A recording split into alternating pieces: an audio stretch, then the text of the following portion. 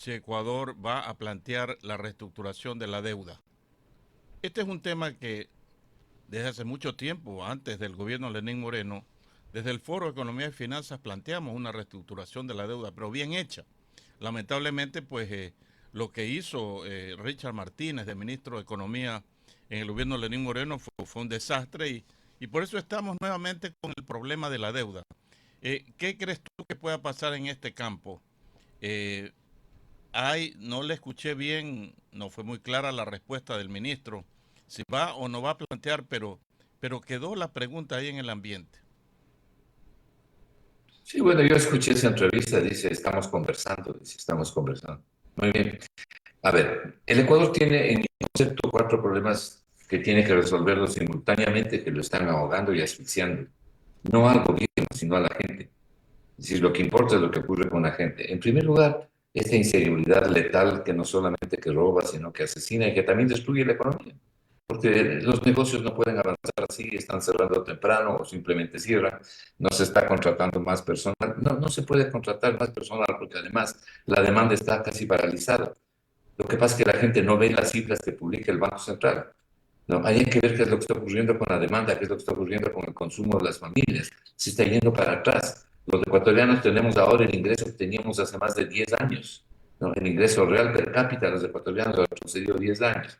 Entonces, ahora tenemos un problema de inseguridad gravísimo, que yo lo catalogo como un problema letal para la ciudadanía y para la economía. Segundo, el gravísimo desfinanciamiento del presupuesto del Estado. Imagínense que el próximo año el presupuesto del Estado prorrogado del año 2023 llega a 31.500 millones de dólares y necesitamos 10.000 millones para poder financiarlo. Es decir, casi el 30% del presupuesto está desfinanciado. Eso significa que ese desfinanciamiento bruto requiere de recursos que tienen que venir vía deuda interna y externa para poder financiar.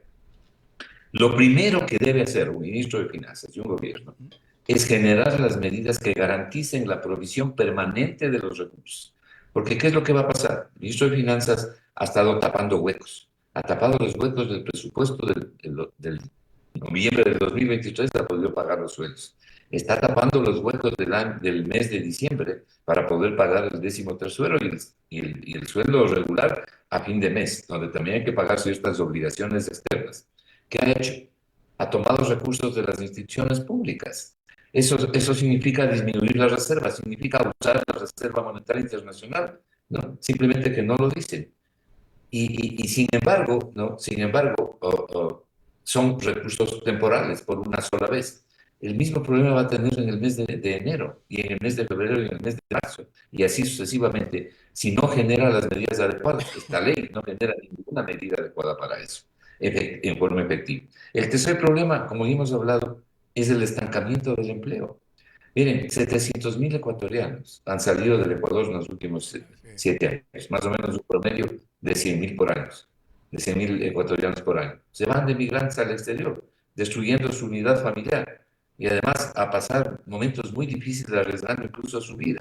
¿Qué? ¿Se van de paseo? No, se van porque no tienen empleo aquí, porque no tienen posibilidades de progreso.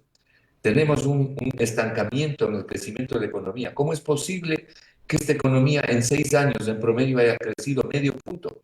La tercera parte de la tasa de crecimiento de la población, la décima parte del 5% anual que requiere crecer la economía para generar empleo, ¿no? Empleo adecuado y mantener el empleo existente y en algo reducir la pobreza. El Ecuador ha crecido 10 veces menos de lo necesario. Esto gracias a los economistas neoliberales de la Casa en Orden. Entonces tenemos un tercer problema, que es el estancamiento económico, que no permite que la gente tenga trabajo. Aquí solamente el 35% de la población tiene trabajo adecuado. El cuarto problema es el que tú estás diciendo, pues. Se debe 80.400 millones de dólares. El peso, es decir, el pago de capital e intereses, en este año 2023 es 7.000 millones de dólares.